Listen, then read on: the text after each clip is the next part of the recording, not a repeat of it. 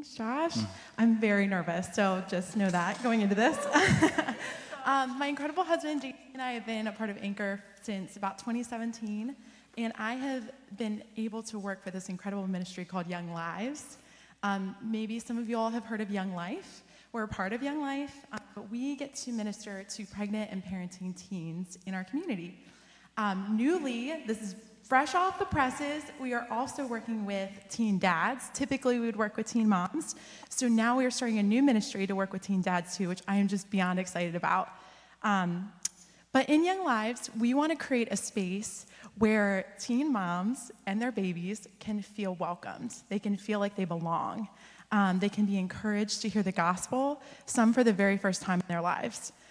Our mission is that we would introduce them to the gospel and help them grow in their faith. That's our mission statement tagline.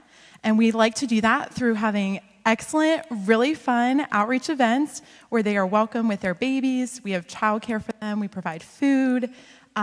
We have amazing camping opportunities. We get to take girls and their babies to Young Life Camp. We go to a place in Virginia. So they get to go away with their babies, which is really cool. So if you're a teenager here and you've gone to summer camp, just imagine having a screaming baby with you. It would just be amazing, right? It's really fun for me, let me tell you. But above all else, we really want to try to provide a safe space for these girls.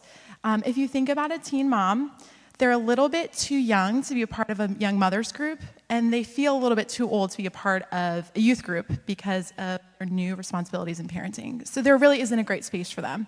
So we aim to be that bridge in Young Lives, a space where they feel welcome and belong. I've worked for Young Lives for 7 years, and I've gotten to meet many young moms over those years, but there's one mom I wanted to share about this morning, if that's okay. This whole thing has been incredibly humbling for me. It has been very life-giving, and it has been very challenging. This is just one story of success in our ministry, but it's not always successful, I will say that. I met Cynthia when she was a freshman. She was pregnant. I think she was about 6 months pregnant when I met her. I used to host these breakfast meetings at the high school where the guidance counselors would come and bring all the teen parents that they knew about, and I'd have Chick-fil-A, I'd play games, and I'd tell them about our ministry, what we would do, and I'd invite them. So Cynthia came, and she was shockingly very skeptical of me. I was so nice to her, and she did not want to come to my weird thing where she was going to bring her baby and play games and eat dinner with me, and I was so shocked. Why would she not want to come? Obviously, I was a stranger. She didn't want to bring her baby to some weird building she had never heard of or have strangers watch her child, or unborn child at that point. So it took about 2 years of me going to the school, introducing myself again to Cynthia, for her to come to Young Lives Club. But she eventually came, and she came without her baby, which was fine.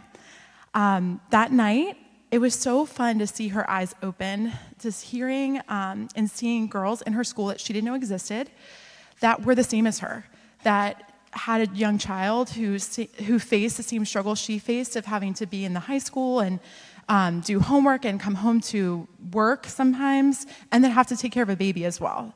She got to talk about her labor story and all these things that she never gotten the opportunity to do with a peer before. So it was really fun to see that happen. Over the next few months, I got to know Cynthia's family. I got to meet her mom and dad, who did not speak English. Sorry, I'm not going to get emotional about her. She's very special to me. I got to meet them, and I got to get to know her daughter. I learned a lot about her culture. I learned, this was so interesting to me, that typically in her culture, she did not have people of a different culture watch her child. And that was fine. I never wanted her to feel pressure to bring her baby to our Young Lives events. Until one night she did. She brought her baby, and I was nervous, like, oh, don't feel like you need to do this. Like, just come as you are. It's okay. You do not need to bring your child. But she did. Her child had a terrible time. But we had one child care worker who worked so hard to gain her trust, and over a few months, weeks, she did eventually gain the trust of her daughter. But I remember that night specifically because for the first time in Cynthia's life, I saw her really process the gospel. At every event we have, we share the gospel. And I saw her starting to understand what we were actually sharing about. And I think what happened was Cynthia started to see how much we cared about her. She did not care about how much we knew until we showed her how much we cared. And I think we can all feel that way. I also want to say to you all, I was definitely like what Josh was talking about. I was somebody who had one foot out the door when it came to sharing my faith with people, and especially the marginalized. I wanted to be safe.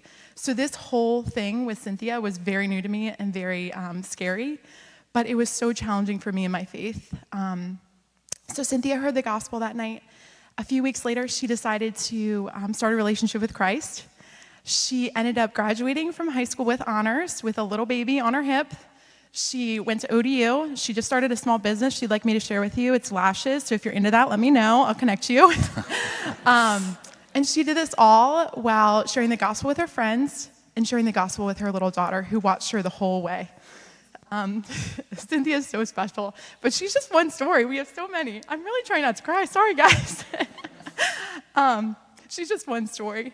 And we have so many spaces in Young Lives where you can come and serve, whether you are male or female, young or old, we have it all for you. You can come and mentor teen moms. You can come and do childcare at our local events. You can donate a meal, diapers, wipes, financially, of course, and then you can also come to Young Lives Camp and come serve in childcare. We have high commitment and low commitment opportunities, but I would invite you to come join me. It's really, really fun, and I'm so grateful to have gotten to share a little bit about it with you this morning, so thank you all so much. Thank you.